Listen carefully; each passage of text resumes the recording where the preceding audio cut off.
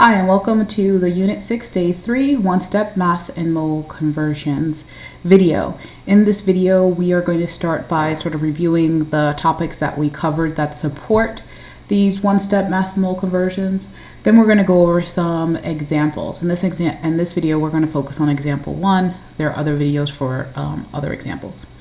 Okay, so before we get started in the examples, let's do a quick review of what we covered so far. So in the last couple of classes, we learned about molar mass. And remember, molar mass is the mass of 1 mole of a substance.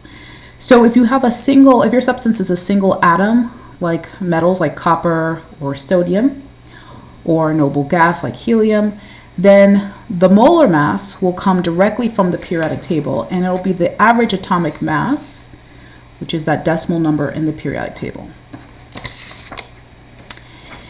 If, on the other hand, you have a molecule like H2, CO2, copper sulfate, and a molecule is something that has more than one atom, then you'll need to calculate the molar masses by adding up the molar masses of all the atoms. So you need to do some math with that, but you still will need your periodic table. So let's take a look at some examples. The first example is, how much does 1 mole of carbon weigh? So 1 mole of carbon will weigh its molar mass. So this stands for molar mass of carbon, and we can get that directly from the periodic table. So we would look for carbon in the periodic table. That decimal number, the average atomic mass, is 12.01. So that means that the molar mass of carbon will be 12.01 grams per mole. It means 1 mole of carbon is equivalent to 12.01 grams of carbon. If we take a molecule like SO2, in this case for the molar mass, we have to calculate the molar masses from the molar masses of the atoms in this molecule. So for SO2, it has 1 sulfur. So I'm going to take the molar mass of sulfur, and it has 2 oxygens. So I'm going to add to that the molar mass of 2 oxygens. And then I get this number, 64.07 grams per mole. That means that 1 mole of SO2 is equivalent to 64.07 grams of SO2. For aluminum hydroxide, it's the same thing. Remember, when you have these parentheses, though, you need to distribute the subscript outside the parentheses. So to calculate the molar mass of aluminum hydroxide, I take the molar mass of 1, because there's 1 aluminum in here, plus the molar masses of the 3 oxygens, right? Since there's a subscript of 3 outside the parentheses, I also have 3 oxygens, plus the molar mass of 3 hydrogens. Again, distribute that subscript. And these numbers inside the parentheses, of course, are going to come from the periodic table. So for oxygen, it's 16, and then for hydrogen, it is 1.01. All right, so you calculate that and you get this number. That means that 1 mole of aluminum hydroxide is 78.01 grams. Now this last question here is asking, how much does 5 mole of aluminum hydroxide weigh? So if we know that 1 mole of aluminum hydroxide weighs 78.01 grams, well then 5 moles will be 5 times of that. So 5 moles of aluminum hydroxide would be 5 times 78.01 grams. And if I plug that into a calculator, I get that number is going to be 390.1 grams. I just want to quickly note here that I will be using sig figs in these videos. So if you remember, for sig figs, this number has 1, 2, 3, 4 sig figs. And since I'm multiplying, my answer needs to have 1, 2, 3, 4 sig figs. So that's how I knew where to cut it off. Okay. All right, so if you take a look at this last problem here, it asks, how much does 5 moles of aluminum hydroxide weigh? So I kind of needed to use both the molar mass of aluminum hydroxide and multiply it, right? This last problem is actually an example of a mole to mass conversion. Now, you could probably solve it the way I did, which is with some mental math. Well, if 1 mole is 78.01 grams, then 5 moles will be 5 times that amount. And then use a calculator, plug it in, and get your values. But what if the numbers were trickier? Like if you had more difficult numbers. Instead of 5, let's say this number was 0.30258789, right? Or if you had to go in reverse from the mass to the moles, would you be able to do it this way with mental math? Now, maybe you could, but today we're going to practice using dimensional analysis to solve these one-step mole to mass conversion problems. Now, before you continue, if you did not watch the play pause it preview video, I suggest you pause this video and start watching that video now before continuing on. I'm also going to link the YouTube video in case you did complete the play pause it for your points, but you just want a refresher. So I'll link the YouTube video into this folder, but the play pause it is in the previous lessons folder. If you didn't do that, you're missing out on some real easy points there. Okay. So let's get started with some examples now. So remember with these one-step mole conversions, we looked at yesterday the mole map, using the mole map to sort of guide us in terms of what we're doing. And since we're only doing one type, the mole map is not necessarily going to be super helpful, but keep that in mind. We are going from moles to mass or mass to moles in all of these problems. The other thing we looked up is the importance of the setup. And so this information is written up here. Now remember, for all these problems, we'll have a given and a find, and we start by writing our given over 1. And then we're going to multiply it by the conversion factor, which the way it's structured, what goes on top, what goes on the bottom, will depend on the given and the find. So we want the given to go on the bottom since they need to be opposites. Those units need to be opposites in order to cancel out. And then the find unit value will go on top, so we can keep that unit. And so this is what the setup looks like. Now let's talk about the conversion factor. The conversion factor for all of these problems is what we sort of did in the previous lesson. 1 mole is equal to the molar mass of that substance in grams. Now, the reason why this is the conversion factor, because for all these problems we're going from mass to moles or moles to mass.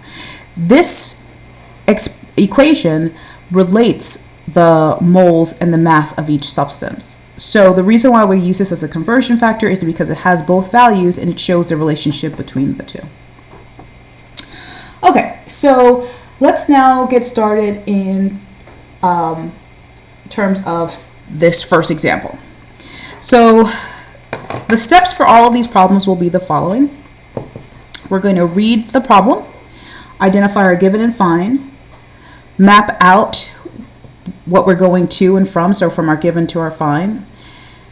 Once we have that done, we're going to use this information to determine the appropriate conversion factor. Now, for all of these problems, it's all going to be the same thing. The conversion factor will be this, but later on, this will be an important step because we'll look at other conversion factors, so we have to choose the right one. Once we've done that, we need to set up our dimensional analysis, as is done here, and then we solve it.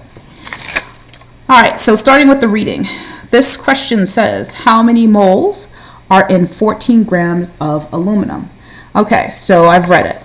Now what I need to do is identify my given and my find. My given will be the one with the value or the number. So in this problem, I'm given the mass. And the reason why I know it's the mass is because of those units there. So we know the units for mass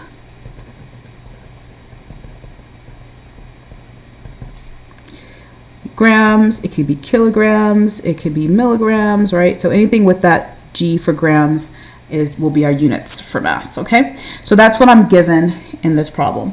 Now, what I'm asked to find here, they're asking me how many moles, so I'm finding the number of moles. All right, so I've identified my given and my find. Next thing I'm going to do is map out a plan. So what I want to do is I'm going to go from my mass to my moles. That's what I'm working with here. So my plan.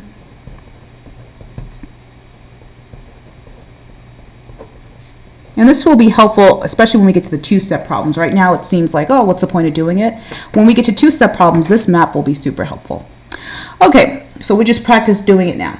All right, the next thing I need to do is determine the appropriate conversion factor for this problem. So for all these problems, since it's a mass to mole conversion, the conversion factor will be 1 mole of the substance. So I'm going to write my conversion factor. So CF stands for conversion factor. 1 mole of aluminum is equal to the molar mass of aluminum. Now, since this is a single atom, I don't need to calculate it. I just go to the periodic table and I look up the average atomic mass, so 26.98, right? So 1 mole of aluminum is equivalent to 26.98 grams of aluminum. Okay. Now we're on to the next step, which is the setup here. And this is the part that's super important, particularly now that we're getting started. So our setup will look like this. We're going to take our given and put it over 1. Now we do that in order to make it into a fraction. So I'm starting with 14.00 grams of aluminum, and I'm putting it over 1. Units are super important here, so you must always include the units. I also like to include what it is that the units are representing, in this case aluminum. And again, right now it's not necessarily important, but later it will be. It'll be super helpful to do that. So I like to just get the practice in now. All right, so now that we have our given over 1, we're going to set up our conversion factor. And the conversion factor is a fraction, so I'm going to set up multiplication in my fraction line. Now, with that being said, remember, I want to cancel out these units of my given, and I want to keep the units of my fine. Now, to cancel something out, the units must be opposite. So right now, the given is in the numerator. That means in my conversion factor, it has to be in the opposite position, it has to be in the denominator. So I know I'm definitely going to have grams of aluminum in the denominator. Well, where am I going to get the value for that from? Comes from here. So what I'm going to do is I'm going to look at my conversion factor. What part of it is grams? It's the 26.98 grams of aluminum. That number is going to go with that unit. All right, now that I have that, what's left of this conversion factor, the 1 mole of aluminum, goes on top.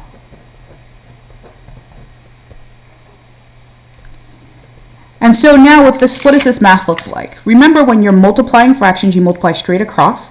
So we would do 14 times 1 divided by 1 times 26.98 grams. But before I do that, let's do the satisfying part of canceling out units of our given. So since these two are opposite, whoosh, whoosh, go ahead and take them out. They're gone. All right? And now what I have left is the units that I want. So that's always satisfying to see.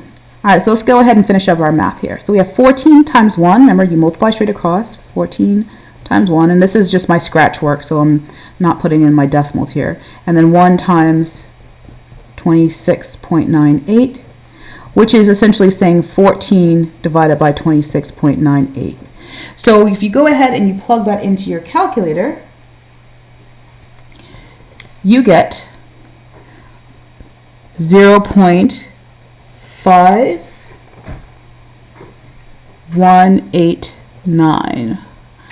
And now we're going to tack back on our units. So the units that we have left are moles of aluminum, which is what we want. We wanted to find moles of aluminum. And that's, oops, sorry about that.